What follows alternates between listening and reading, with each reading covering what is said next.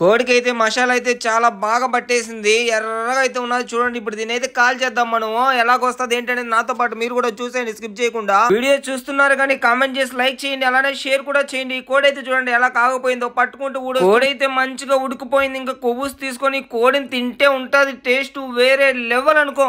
Masala flavour అయితే smell అయితే చాలా అంటే చాలా బాగా వస్తుంది. ఎంతమంది ఇలా కాల్చుకొని తిన్నారనేది అయితే ఈ వీడియో కింద కామెంట్ అయితే చేయండి. నిజంగా నేనైతే ఫస్ట్ టైం అయితే ఇలా కాల్చుకొని అయితే తింటున్నా. కోడి అయితే చాలా అంటే చాలా బాగుంది నాకైతే తింటుంటే. ఫ్రెండ్స్ ఎవరన్నా కానీ ఉంటే ఫుల్ ఎంజాయ్ అనమాట. ఇద్దరు ముగ్గురు ఉన్నప్పుడు మంచిగా ఇలా చేసుకొని తిన్నామంటే వేరే లెవెల్ ఉంటది.